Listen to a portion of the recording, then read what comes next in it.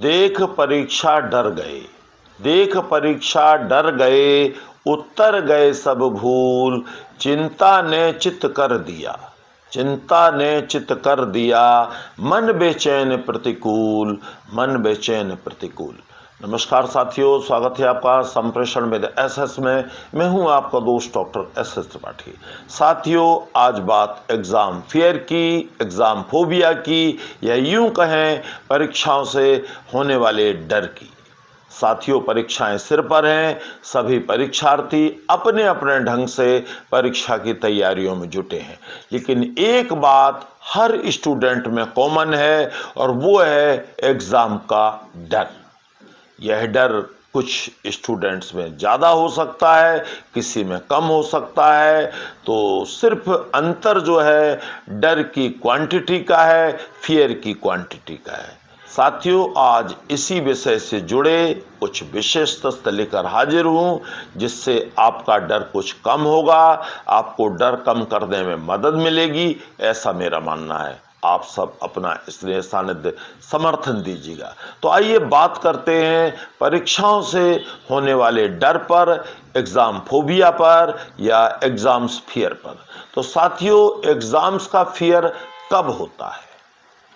Exams का fear साथियों तभी होता है स्टूडेंट्स में जब उनकी तैयारी अच्छी ना हो, लोगों की उम्मीदें आपसे बहुत ज़्यादा हों, असफलता का डर हो, कम नंबर का, कम ग्रेड का डर हो, माता पिता, समाज, स्कूल का डर हो, उनकी अपेक्षाओं पर खरे ना उतर पाने का डर हो, लोग क्या कहेंगे यानी मजाक बनने का डर हो, तुलना की चिंता हो, कैरियर की चिंता हो, या फिर अच्छे इंस्टीट्यूट में आगे जाकर एडमिशन ना हो पाने का डर हो। ये तमाम डर हैं जो एक मिलकर आपके लिए परीक्षाओं का डर बना देते हैं। अब साथियों, बात ये करते हैं कि इस डर से कुछ नुकसान होते हैं और वो नुकसान क्या है। सबसे पहली बात तो साथियों ये है, जब आप डर कर परीक्षा देते हैं तो आपकी परफॉर्मेंस डाउन हो जाती है, आपको नींद कम आती है, चिंता अवसाद से घिरे हुए रहते हैं, तनाव, चिंता, बेचैनी, गुस्सा, चिड़चिड़ापन, ऐसी तमाम चीज़ें आपके व्यवहार में परिलक्षित होती हैं।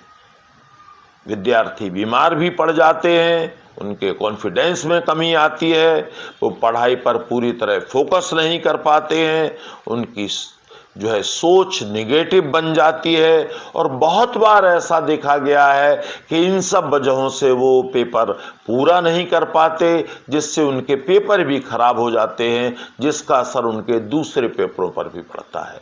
तो साथियों, बात उठती है कि अब इस डर से कैसे बाहर निकला जाए कि परीक्षाएं उनके लिए डर साबित ना हो।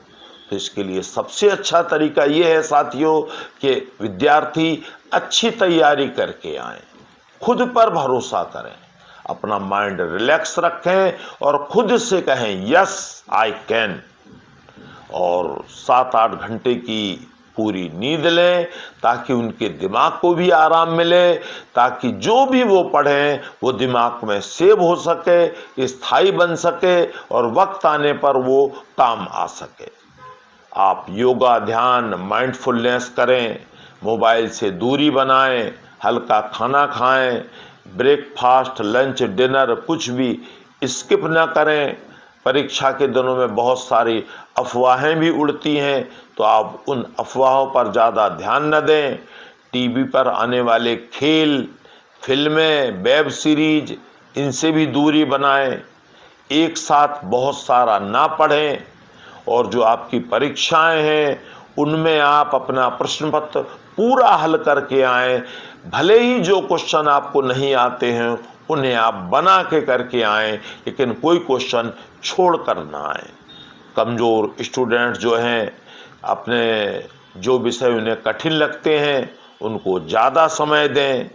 योजना बनाकर रोज़ के टारगेट सेट करें कि आज इतना काम तो मैंने करना ही है। अपने दोस्त, अपने माता पिता, अपने टीचर्स या कोई काउंसलर जो हैं, परेशानी होने पर उनसे सलाह लेते रहें, खुद को अपडेट रखे रहें, ज़्यादा नहीं हो पा रहा है तो जितना आसानी से हो सकता है, चाहे वो हेडिंग्स हो, चाहे वो इम्पोर्टेंट क्वेश्चन हो, उतना अवश्य अच्छे से करके जाएं।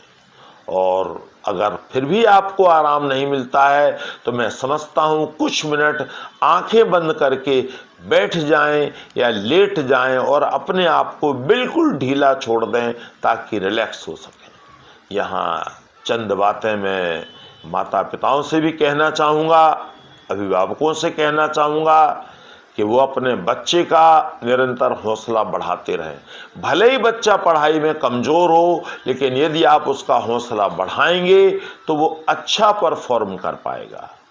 और बच्चे को बताएं, समझाएं कि बिना डरे अपने स्तर से जितनी भी हो सकती है यथासंभव ज़्यादा पढ़ाई करें। और उनसे ये भी कहें कि पेपर में कुछ छोड़ना नहीं है, सब कुछ करके आना है। और उन्हें भरोसा भी दिलाएं कि आप कर सकते हैं या आप कर सकती हैं और हमें आप पर पूरा भरोसा है। और उन्हें ये भी कहें, भरोसा दिलाएं कि बेटा आप करके आइए, रिलैक्स माय डियर। अगर आप ऐसा करते हैं पेरेंट्स, तो आपका विद्यार्थी, आपका बच्चा निश्चित तौर पर अच्छा करके आएगा जितना उसके लिए संभव हो सकेगा।